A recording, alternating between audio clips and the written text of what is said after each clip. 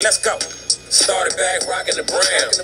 Ever since we been knocking them down. Baby said she wanna go to the game. Taught her how to say Padres gang. Started back rocking the brown. Ever since we been knocking them down. Mitchell and Ness with the old school name. All of the homies holler Padres gang. Yeah, they. All right, welcome to the Talking Friars pregame show. I'm Ben Fadden here from Petco Park. Padres and the Nationals today at 6:40. Joe Musgrove bobblehead day. Yu Darvish is on the mound against Anibal Sanchez. The Padres lineup today, I like it. I'd rather see Ha-Seong Kim hit leadoff instead of Trent Grisham. I know Grisham has the good OPS, hitting like 890, but Kim, I think, has had better at-bats. He's the one that's making, I think, better contact. Yeah, Grisham's getting on, but he's bunting a lot. That's what I've been noticing. I'm jumping in real quick to this lineup, I know, because I wanted to spend some time talking about Tatis and the latest with that. Soto's hitting second, Manny's hitting third. He's back at third. First base. Bell is DHing. Crony's hitting sixth. Myers is hitting seventh and left. Ha-Seong Kim is hitting eighth. And then Nola is hitting ninth and catching. What's up, Erie? Yeah, always happy when Will. I agree. I'm a big fan of Will. He's one of my favorite players. And they're giving Profar. Yeah, Profar has the day off today. I saw him earlier today talking with some fans when the Nationals were hitting. And obviously today is the return of Mackenzie Gore, Luke Voit, C.J. Abrams. Gore was talking with Musgrove during batting practice today in right field. Voit, he was wearing a Bradley Beal Washington Wizards jersey. I didn't see him take BP today, but I did see Abrams out there taking BP. So it's nice to see former Padres, and you always wish them nothing but the best. I mean, we don't have anything against any of those guys personally, right? It was just that we were getting Juan Soto in return, and so it's an easy yes, right? Saying, yeah, we have to give up those guys, but you get Juan Soto in return. You say yes to that. Michael says, looking for a good game from Bell tonight. Yeah, hopefully that. I know there's no momentum really in baseball, but I'm hoping that he can be in a better headspace, like mentally, and have a better approach up there going into today's game after almost hitting a home run yesterday.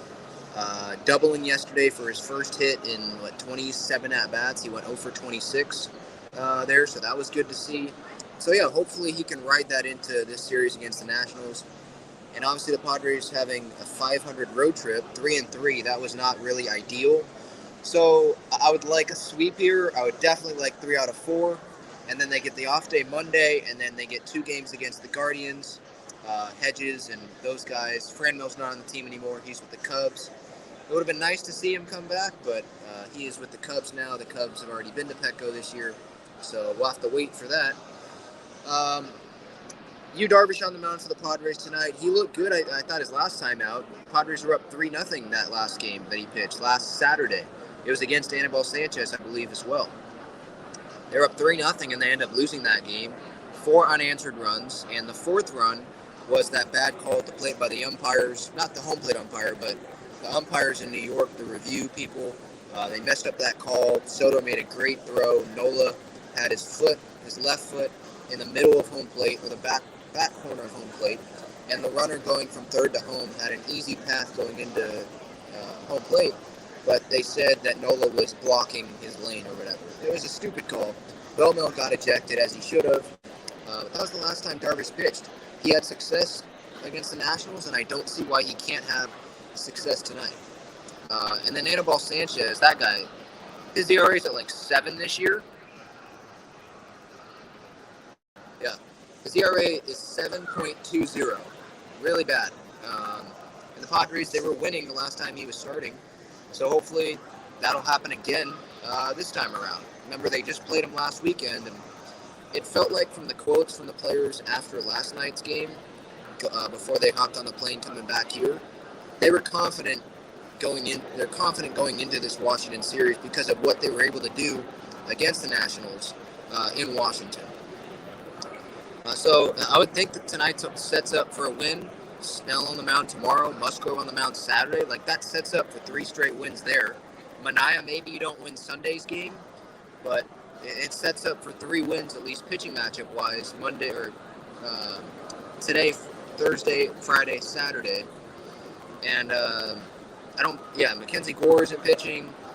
We're not going to worry about him. Not going to have to worry about any great guy. They don't have a great starter in the rotation anymore, right? Because Strasburg's out.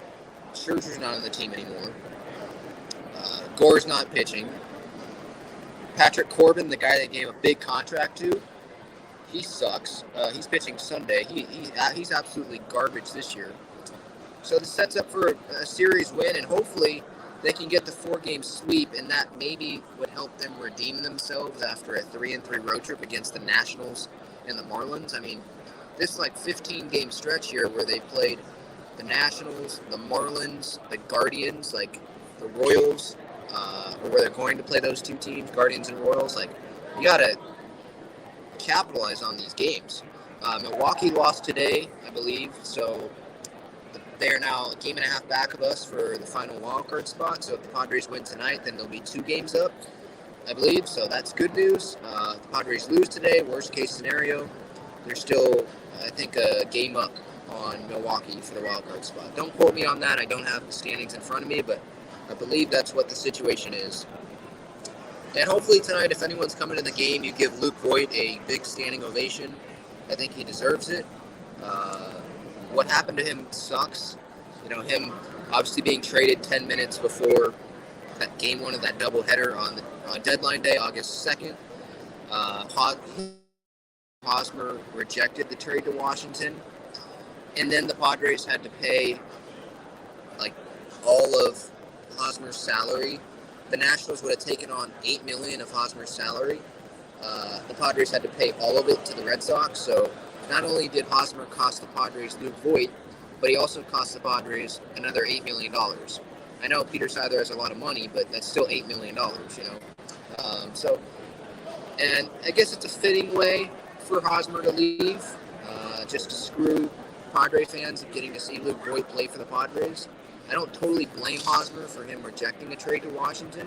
I know he's a veteran, and Boston's a better situation to be in than Washington, but it just sucks from the Padres' point of view because we wanted Luke Voit on the team. Brandon Drury, by the way, he is playing well with the Padres, so it's not like the DH for the Padres sucks. Drury has sucked or anything. I know Bell has, but Drury as the DH, he's been good for the Padres.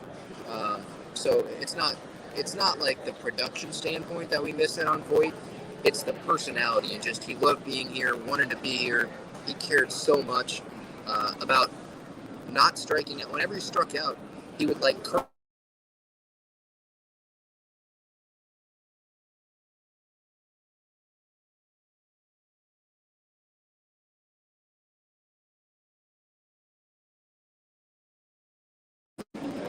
There we go, I'm back. Let's be honest, Luke doesn't want to be in Washington. He says I'm excited for the new opportunity.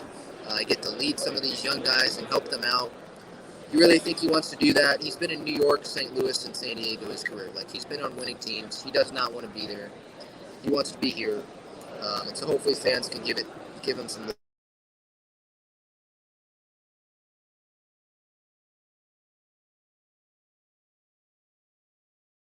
Soto. Oh, my screen went black. It's Soto, by the way, if you didn't hear me. Yesterday I went with Crony. He had the grand slam. So hopefully I can keep that Padre pick streak going. Yeah, I don't think Bell's going to be Adam Frazier 2.0. Adam Frazier, he didn't fit the team. They acquired Frazier thinking that they were probably going to be able to trade Hosmer. That's what it feels like last year. And he just didn't have room. He just didn't have a spot, really. They were playing him in left field a little bit. They were playing him in second. He just didn't have a spot. Where Josh Bell, he has a spot. He's going to be hitting fourth every game. And I feel like he just had a mental barrier.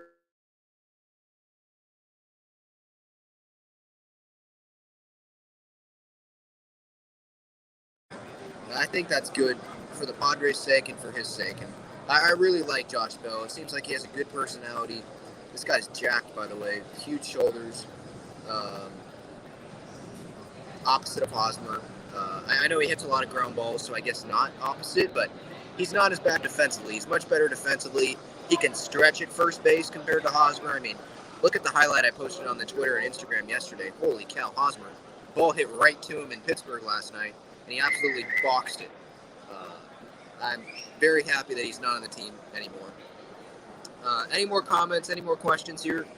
Short pregame show because I'm at the game, but this sets up Darvish against Anibal Sanchez. I mean, it sets up for the Padres to take the first game of this 4-game series and set themselves up well for at least a series win. What's up, Matt? Oh, by the way, the Tatis stuff, duh. That's why I started so quick with the lineups and all that. So with Tatis, the latest there, it looks like, is Tatis is meeting with Preller today. I got a text from someone that said that they know what's happening, that he met with Tatis at Petco today at 9 a.m., but I don't know how much I want to believe that.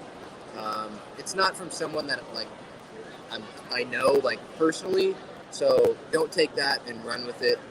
Reporters, verified reporters on Twitter have said, Robert Murray reported today that Preller and Tatis are meeting in an undisclosed location. Tatis was expected to be at Petco today. He wasn't.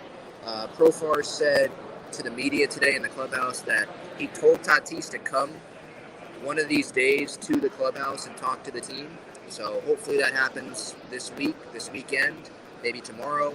I think Seidler's supposed to meet with Tatis on Saturday, so that's the latest. We don't know if Tatis and Preller are talking right now. We don't know any of that. We don't know what's being discussed. But according to reports, it feels like right now Tatis and Preller are talking somewhere.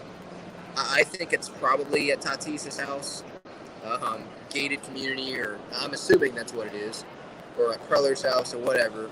I'm not expecting him to be going at it to In-N-Out or to Denny's or some public location to be talking. That's definitely something that would be private. And hopefully it's a one-on-one. And you don't have Tatis' dad there, you don't have family there or his agent there. Hopefully it's one-on-one and Tatis and Preller can literally just talk it out. And Tatis can be accountable, own up to his mistake, and stop lying about it. Hopefully that's what happens. So that's the latest on the Tatis stuff. I have seen some Tatis jerseys, some Tatis shirts out there. Maybe some people are they've been stuck in their rooms without any technology and have no idea what's going on with Tatis, or maybe they don't care that he's lying. It feels like he's lying. Maybe they don't care that he's let down this team for this year, where we were hoping that he would be back today, by the way. I assume there's a lot of fans here, not just because of the Musgrove bobblehead, but they were thinking that Tatis was going to return today, because that's what Bob Melvin said last Friday on Ben and Woods. But he's not returning, obviously. He's done for the year.